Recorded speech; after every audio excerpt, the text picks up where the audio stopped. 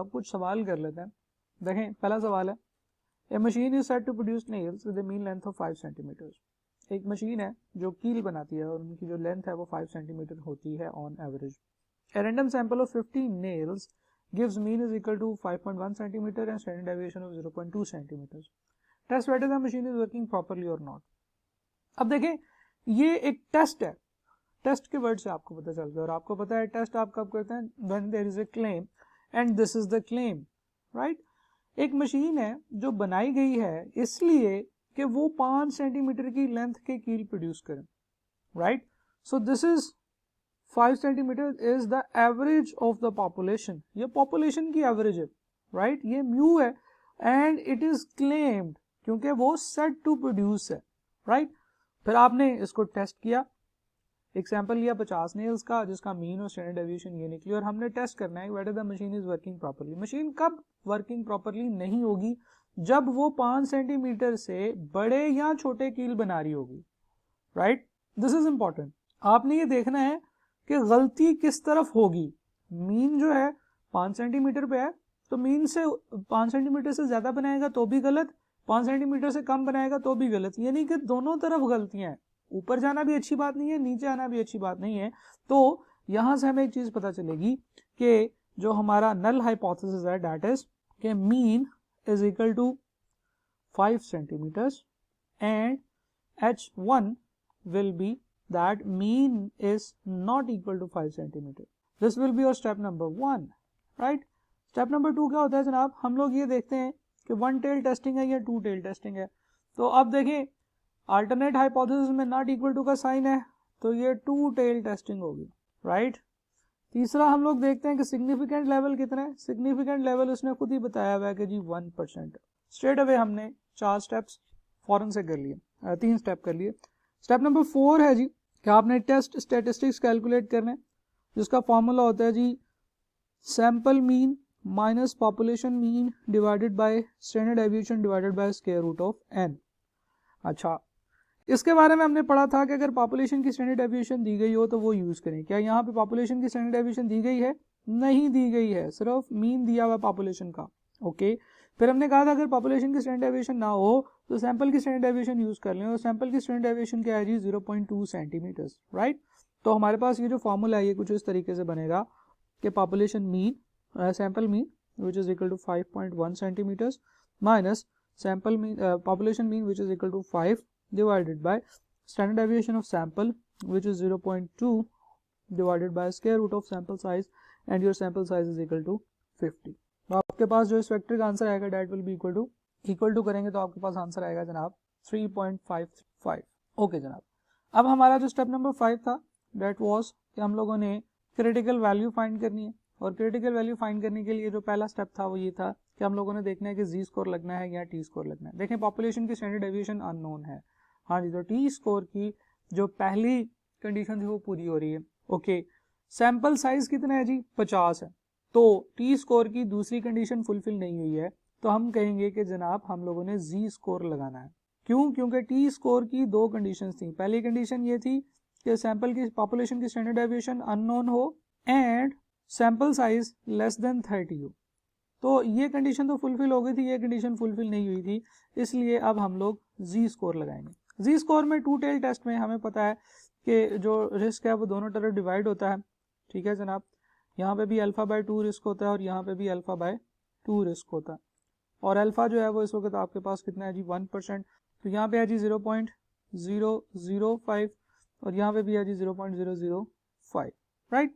अब हमने acceptance reason की वो बाउंड्री फाइंड करनी है जहाँ से आगे 0.005 शुरू हो जाता है, तो हम लोग क्या करेंगे, हम लोग 0.5 में से माइनस करेंगे 0.005, तो ये मेरे पास बनेगा 0.4950, और अब हमने टेबल में जाना है और वहाँ पे 0.4950 सर्च करना है और वहाँ से जी स्कोर निकालना है। तो देखें जनाब हमारे पास जो 49 है 50, 0.4946, 4948, 4951, ठीक है जनाब। तो हम लोग इसे कह सकते हैं कि दिस इज 2.57, राइट, 2.57।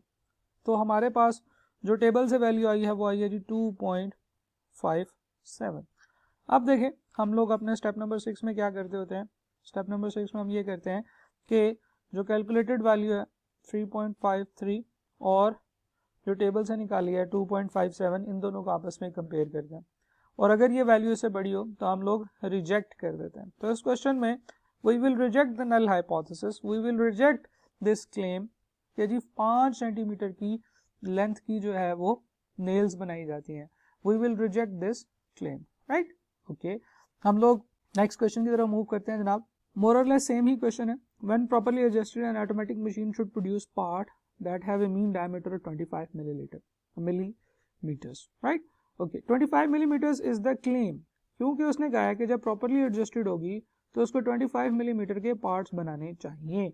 तो जब तक मशीन प्रॉपर्ली एडजस्टेड काम करती रहेगी 25 मिलीमीटर उसकी एवरेज आती रहेगी। Part diameters are normally distributed. Okay, the mean diameter of sample of 10 parts is 25.02 with a sample standard deviation of 0.024.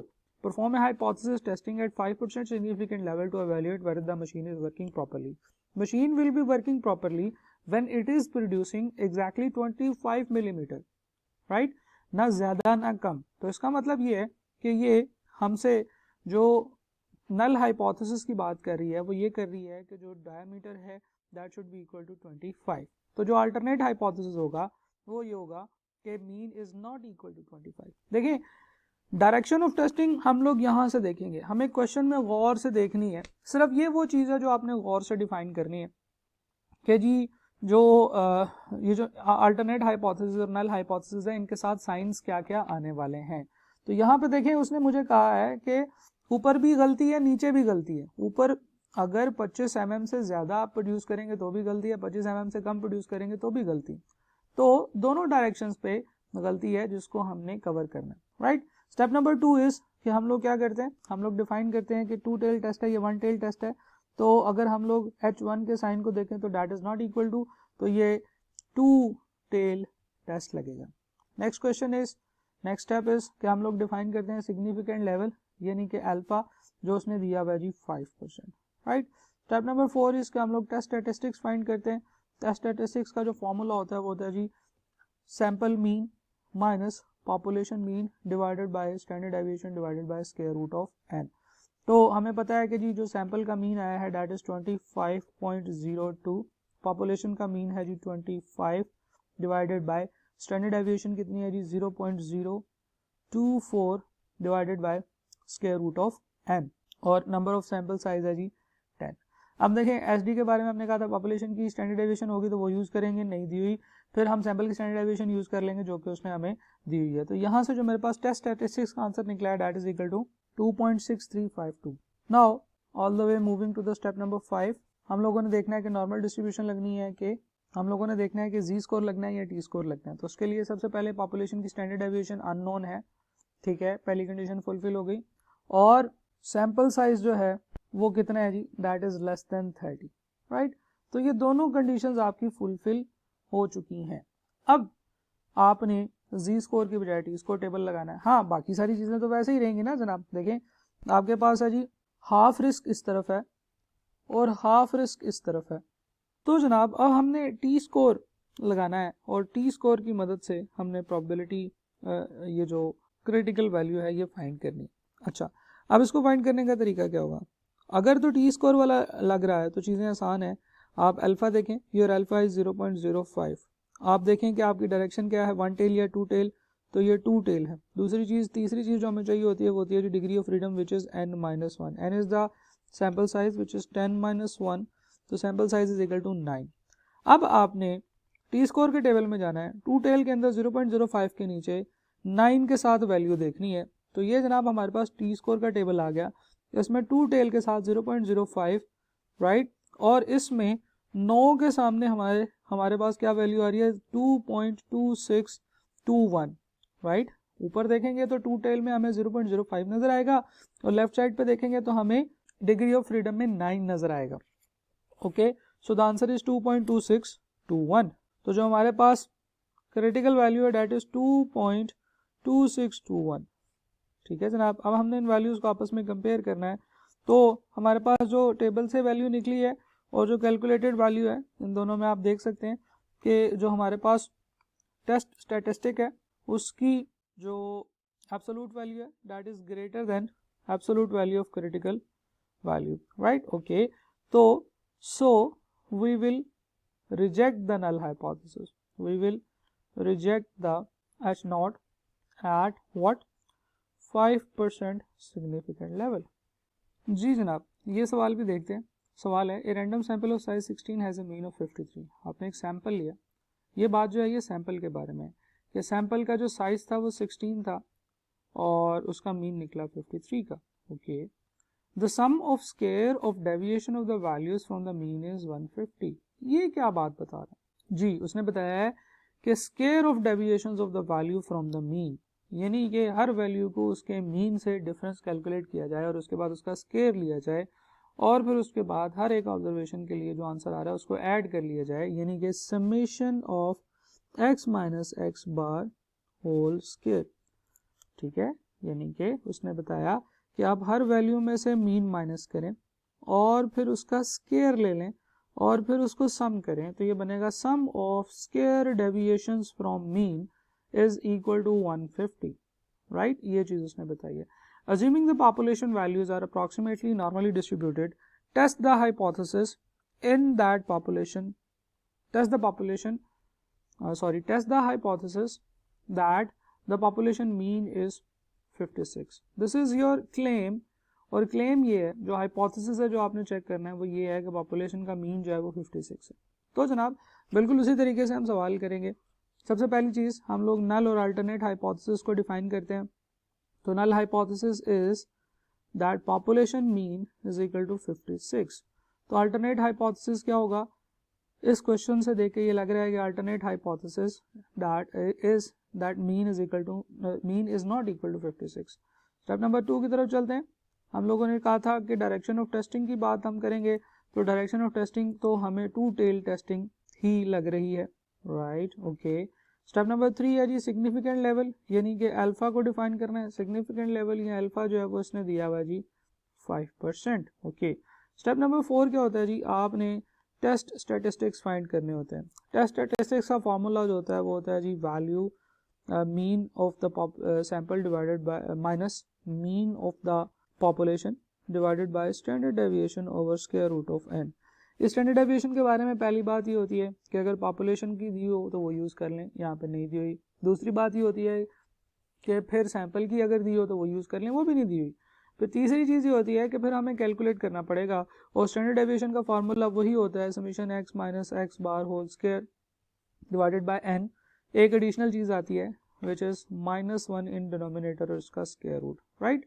Okay, तो जो इसका स्क्वायर रूट होता है वो तो पहले ही होता है, तो मैं इसका कलर रेडी कर देता हूँ। अब देखें आपके पास उसने डाटा दिया हुआ है, summation X minus X bar square दिया हुआ है 150। n is the number of values, number of the values in sample. Sample कितना था आपका 16 का, तो जनाब 16 में से एक आप माइनस करेंगे और फिर उसका स्क्वायर रूट लेंगे, यानी कि 150 ओवर 15 का स्क्वायर रूट 10 का स्क्वायर रूट आपके पास आंसर आएगा स्टैंडर्ड डेविएशन का। तो square root of 10 is the answer of your standard deviation. Okay, ये हमने इस फॉर्मूला में यूज करनी है। सैंपल का मीन हमारा कितना निकला है 16, पॉपुलेशन का मीन जो है सैंपल का मीन हमारा निकला है 53, पॉपुलेशन का मीन जो है that is 56 divided by standard deviation हमारी कितनी निकली है square root of 10 divided by square root of what is the sample size 16, right. Okay, तो यहाँ से जो आपके पास टेस्ट स्टैटिस्टिक्स निकलेगा that will be equal to -3.79 -3.79। Okay, इसके बाद हम लोगों ने क्या करना होता है? हम लोगों ने स्टेप नंबर 5 करना होता है, जिसमें सबसे पहले ये डिसाइड करना है कि टी स्कोर लगेगा या जी स्कोर लगेगा। टी तब लगेगा जब पॉपुलेशन की स्टैंडर्ड डेविएशन अननोन होगी, या यहाँ पे पॉपुलेशन की स्टैंडर्ड डेविएशन दी हुई है, जी नहीं दी हुई, तो पहली कंडीशन फुलफिल हो गई, और सैंपल साइज लेस देन 30 होगा। क्या सैंपल साइज लेस देन 30 है? जो बिल्कुल ठीक है, ये दोनों कंडीशन फुलफिल हो चुकी हैं। अब हम टी स्कोर लगाएंगे। टी स्कोर में आपने देखना है क्या जनाब, आपका सिग्निफिकेंट लेवल कितना है, तो alpha is equal to 5%। T score में दूसरी चीज़ देखनी होती है कि 1 टेल है कि 2 टेल, तो ये है जी 2 टेल। और टी स्कोर में तीसरी चीज़ देखनी होती है कि डिग्री ऑफ फ्रीडम कितना है, विच इज़ n-1, और इस वक्त 16-1 यानी कि 15 is the degree of freedom. तो टी स्कोर में तो काफ़ी आसान होती हैं चीज़ें। हम लोग टेबल में जाएंगे, टेबल में हम लोग 0.052 टेल के अंदर degree of freedom 15 which is 2.1314, तो ये हमारा टेबल की कैलकुलेटेड वैल्यू होगी 2.1314। तो जनाब स्टेप नंबर 6 वॉज कि हम लोग कंपेयर करेंगे टेस्ट स्टैटिस्टिक्स को, जो टेस्ट स्टैटिस्टिक्स की जो हमारे पास एब्सोल्यूट वैल्यू बनी है यानी कि ignoring the sign that is 3.79, और जो हमारे पास कैलकुलेटेड वैल्यू बनी है दैट इज 2.1314, कैलकुलेटेड टेबल से जो वैल्यू बनी है, तो ये वैल्यू इससे बड़ी है, तो we will reject the null hypothesis. हम लोग H नॉट को रिजेक्ट करेंगे at what 5% significant level. Okay, this is how we are going to calculate the answer. अब देखिए हमने 3 सिनेरियोज इस क्वेश्चन में देख लिए हैं। पहला सिनेरियो ये था कि हमारे पास बिल्कुल उसी तरीके से टू टेल टेस्ट है और जी स्कोर लग रहा है। दूसरा सवाल था कि टू टेल टेस्ट है और टी स्कोर लग रहा है, ठीक है जी। तीसरा सवाल था टू टेल टेस्ट है, टी स्कोर लग रहा है, और जो स्टैंडर्ड डेविएशन है ना पॉपुलेशन की है ना सैंपल की है। तो अब देखिए there is no difference in calculation, ठीक है जी, बहुत बड़ा कोई डिफरेंस नहीं है। हमारा एक पूरा का पूरा ओवरऑल थीम वैसे ही चलता चला जाएगा, उसमें जो जो डिसीजन जहां जहां पे आपने लेना है वहां वहां पे लेते रहेंगे। अगली वीडियो में कुछ और क्वेश्चंस इसके देखेंगे, कुछ और सिनेरियोज, और फिर उसके बाद इंशाल्लाह हम लोग इस टॉपिक को कंक्लूड करने की तरफ मूव करेंगे।